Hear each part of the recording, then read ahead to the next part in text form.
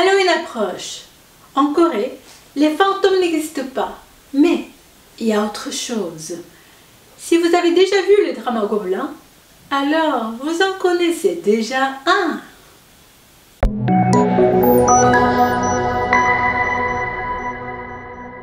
Annyeonghaseyo, c'est Maya du blog apprendlecoréen.fr. Aujourd'hui, je vous fais découvrir 4 créatures surnaturelles issues des contes traditionnels coréens.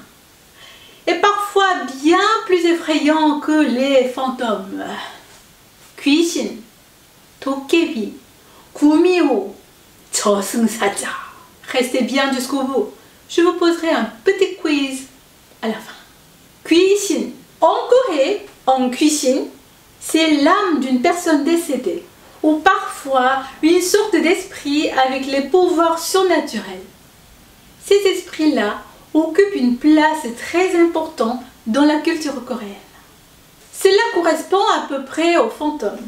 L'apparence de 귀신, ses cheveux sont longs, noirs, c'est tout à fait normal parce qu'il est coréen, épars, décoiffé et couvrant partiellement le visage.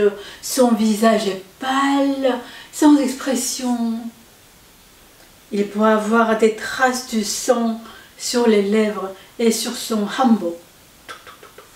Son regard vous transperce dans le noir. On ne voit jamais ses pieds. Il flotte au-dessus du sol. Il porte le hanbok, le vêtement traditionnel de deuil en Corée, tout blanc. Mais pourquoi ne part-il pas dans l'au-delà? On dit que quelqu'un meurt de façon injuste, comme dans un accident ou un meurtre. Son âme ne peut pas rejoindre l'au-delà. Elle reste coincée entre les mondes, à errer sans but. Et souvent, elle effraie les vivants ou cherche à se venger. Il se balade la nuit, surtout près des tombes. Mais une fois que l'injustice est réparée, alors l'esprit peut enfin partir en paix vers l'autre monde. C'est cette idée-là qu'on appelle en Corée le Han, l'un des mots coréens intraduisibles en français. C'est une sorte de tristesse profonde, de colère silencieuse qu'on garde en soi. Quand une jeune femme ou un jeune homme meurt avant le mariage, on organise parfois un mariage entre les deux 귀신 pour apaiser leur âme et leur permettre de partir en paix. Même aujourd'hui, dans la tradition coréenne, les 귀신 sont toujours là. On les trouve dans les rituels traditionnels et dans les offrandes et dans le rite funéraire. Il y a même cette croyance. Si vous nourrissez bien et offrez de l'alcool aux esprits de vos ancêtres, ils veilleront sur vous et vous apporteront chance et prospérité. D'ailleurs, dans la plupart des écoles de Corée, il y a toujours des histoires de 귀신. Par exemple, quand j'étais au collège, les 귀신 rôdent dans la cour de l'école à partir de minuit. Mais on ne sait jamais parce que personne n'a vu. Flottant sans pied. 도깨비. Le titre original du drama Gobelin est 도깨비 en coréen. Mais franchement, dans la série, on ne voit rien du vrai dokebi traditionnel. Je ne comprends même pas pourquoi ils l'ont appelé comme ça. En plus, dans les légendes coréennes, en vrai dokebi, ce n'est pas du tout un bel homme romantique comme Koyun. Mais non, c'est loin de là. L'apparence de dokebi. Le vrai dokebi coréen n'est ni cruel ni sanguinolent, c'est un farceur costaud, un peu bête et crade, un peu monstrueux, parfois même poilu. Et surtout, il se promène avec un bâton magique tout bosselé, capable de faire apparaître des bijoux, de l'or et de causer de sacrés dégâts. Le dokebi adore faire des farces, punir les gens malhonnêtes et gentil avec les gentils. Et aime danser, fêter toute la nuit avec ses potes jusqu'au lever du soleil. Si vous croisez un dokebi sur la route, tant que vous n'avez rien fait de mal, il ne vous fera aucun mal.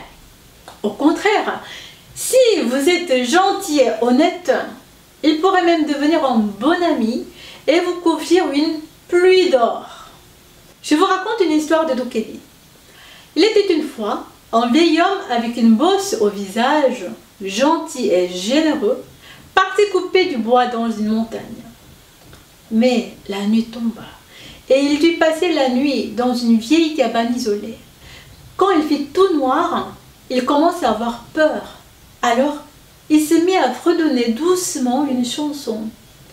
Ari arirang, suri surirang, arari kanane. Les dokebi qui passaient par là entendirent sa voix et ça les mit tellement de bonne humeur et se mirent à danser. L'un d'eux dit: hé, vieux monsieur, cette bourse sur votre jeu, c'est sûr que c'est une bourse à chanson. On vous donne un sac rempli d'or si vous ne la vendez. Le vieil homme répondit joyeusement: d'accord, d'accord, yes, c'est bon. Et grâce à sa gentillesse, à son chant, il devint riche du jour au lendemain. Quand le voisin, lui aussi, bossu, mais jaloux et grinçeux, apprit ce qui s'est passé et il décida d'aller dans la même cabane. La nuit tombée, il cria bien fort: Dokebi! Dokebi! Montrez-vous! Ma bosse contient encore plus de chansons! Adi adi dang, seri seri dang. Les dokebi revinrent. Mais cette fois, ils se mirent en colère. Hein!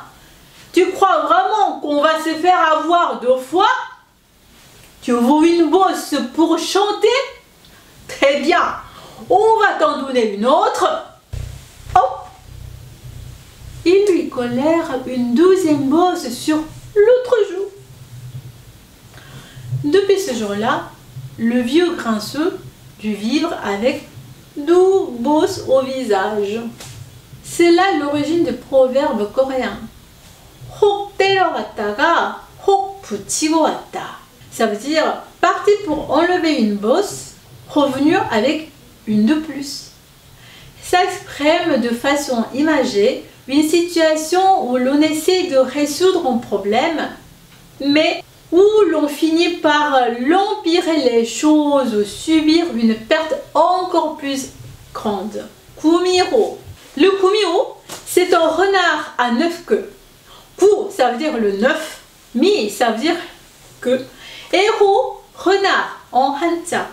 Mais attention, il ne reste pas toujours sous sa forme animale. Le jour, il se transforme en une femme incroyablement belle pour séduire n'importe quel homme. Et la nuit, il reprend sa forme de renard.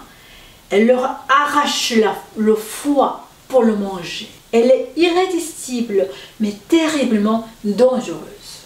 Par ailleurs, en Corée, le renard est souvent associé à une femme belle, mignonne, comme moi, malicieuse et pleine de charme.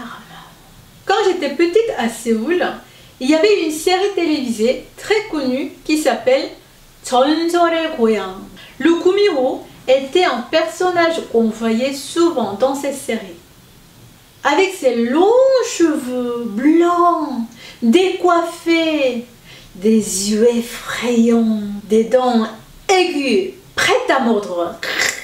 Le kumiro rêve de devenir humain, mais souvent, il échoue juste avant d'y parvenir. Les histoires de kumiro sont souvent tristes. 저승사자. Le 저승사자, c'est un messager du monde des morts, envoyé par le roi des enfers, Yomna-daewang, pour venir chercher l'âme des défunts. Ah! Et petite précision pour les apprenants en coréen. Dans les mots 저승사자, 사자, ça signifie pas le lion. 사자, c'est un lion, mais pas ici. Ici, 사자, signifie messagère ou commissionnaire en caractère chinois. Le 저승사자, vous l'avez sans doute déjà vu dans le drama Gobelin, une version moderne de personnage. Mais il faut savoir que 저승사자 coréen est très différent de faucheur qu'on voit en Europe. Le 저승사자 porte une tenue traditionnelle noire, en long hanbok sombre, avec un grand chapeau appelé kat, noir. Son visage est pâle, sans aucune couleur, sans aucune expression, presque fantomatique. Il arrive silencieusement et parle d'un ton calme et bas. Pour le Halloween, je vous ai présenté 4 créatures légendaires coréennes. 귀신, 구미호, 도깨비, 저승사자. Alors, dites-moi, laquelle aimeriez-vous rencontrer un soir sur un chemin sombre? Et surtout, laquelle vous ferait le plus peur? Répondez-moi dans les commentaires. Si ça vous a fait frissonner au sourire, pensez à partager cette vidéo avec vos proches. Chut, ne dites à personne ce que vous venez de voir.